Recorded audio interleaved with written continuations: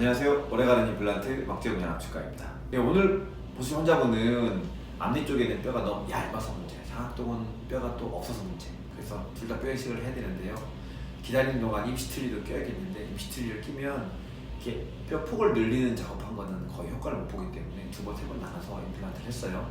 그래서 처음에는 상악동에 지금처럼 뼈 이식을 했습니다. 하고 잘 된 걸 본 다음에 6개월 정도 지나서 이 앞쪽 부분에 뼈 증대술을 같이 하면서 어금니를 심었어요. 다 임플란트 한꺼번에 심었죠. 그래서 이런 모양이 됐습니다. 그래서 보면 여기는 뼈가 많이 생겼고 여기도 뼈 증대술을 해서 뼈폭이 두꺼워지게 만들었습니다. CT 보시면 이렇게 됩니다. 이렇게 해서 다시 임시트리를 낍니다.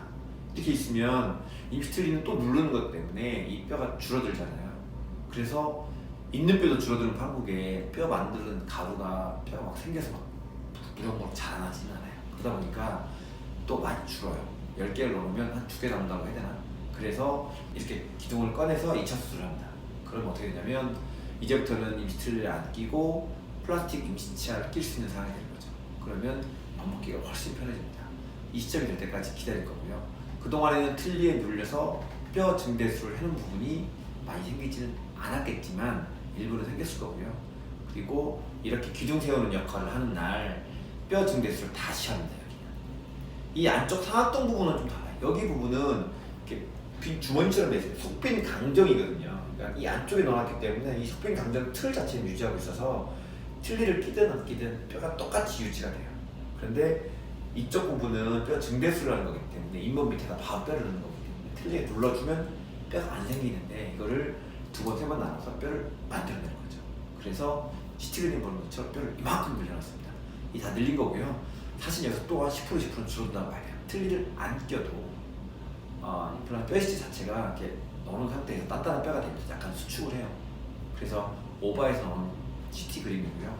그렇게 해서 임플란트가 완성이 됐습니다. 이렇게 해서 일을 끝내려고 했죠.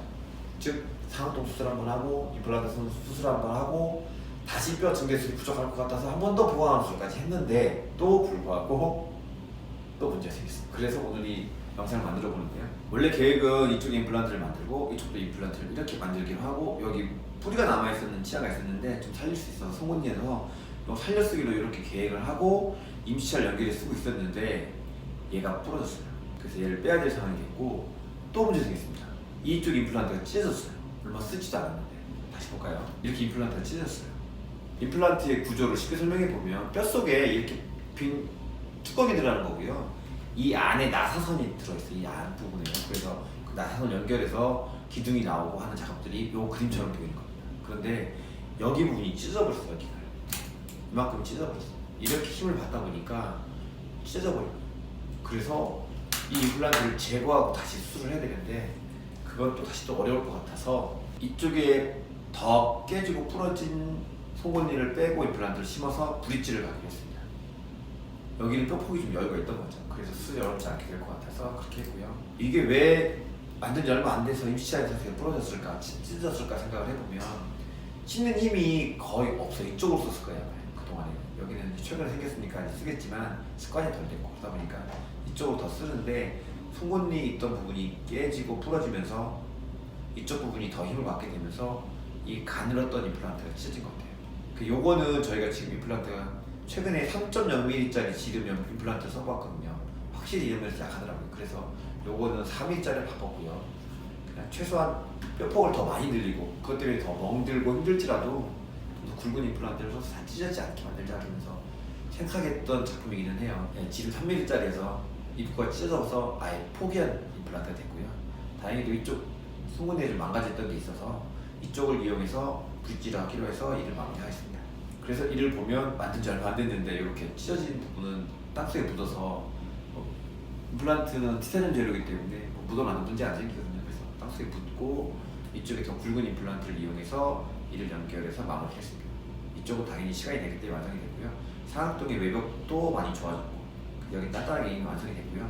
앞쪽 부분에서 뼈 폭이 너무 얇아서 저희가 4.0 심기에는 너무 부담스러울 것 같아서 3.0mm를 임플란트를 도입해봤는데 역시 한국인 저장력에는 못 버티는 것 같겠다 이렇게 판단을 내리고 요즘에는 안 쓰고 있어요. 그래서 다음에 이쪽에 문제 생긴다면 당연히 있잖아요. 뼈 증대술을 많이 해놨기 때문에 쉽게 해결될 것 같고요. 틀니를 오래 쓰셔서 뼈폭이 확 줄어든 경우에 이거를 회복하는 거는 많이 어렵습니다. 박정희 압축가에서는 가능하죠. 하지만 이제 중간에 틀니를 껴야 되는 부분들, 그리고 좀 멍들고 힘든 시간들이 좀 지난 다음에 좋은 시간이 오기 때문에 비용과 기간과 체력적인 소모 때문에 환자분 힘들어하긴 하지만, 내가 임플란트를 해서 잘 먹겠다는 열망이 있다면 저희 박정희 압축가 찾아오시면 지금 GT 보는 것처럼 뼈 증대술을 많이 해서 임플란트를 계획을 할 거고요. 요즘에는 뼈 증대술을 좀 더 많이 해서라도 안전한 쪽 3일 이상의 임플란트를 심어서 한국인 식습관에 문제가 안 생기도록 조심해서 일을 만들어 보도록 하겠습니다. 박정희 압축가에서 뼈 이식 얘기하면서 사각동 얘기를 많이 해요. 왜냐면 엑스레이를 보면 명확하게 보이기 때문에 너무 쉬운 문제라. 근데 뼈폭을 늘리는 증대술에 대해서는 늘 어렵게 설명해야 되고, CT가 들어온다 해도 환자분들은 어떤 그림인지 잘 이해 못 하시기 때문에. 하지만 오늘 워낙 얇았던 경우에 좀 얇은 임플란트 썼다가 한 번 더 수술하게 됐던 케이스 보여드리면서 뼈폭 증대술이 어렵지만 박정희 압축가는 늘 가능하고, 환자분이 더 나은 삶을 위해서 박정희 압축가는 오늘도 연구하고 고민하고 있다는 그런 이야기 해봤습니다. 지금까지 감사합니다.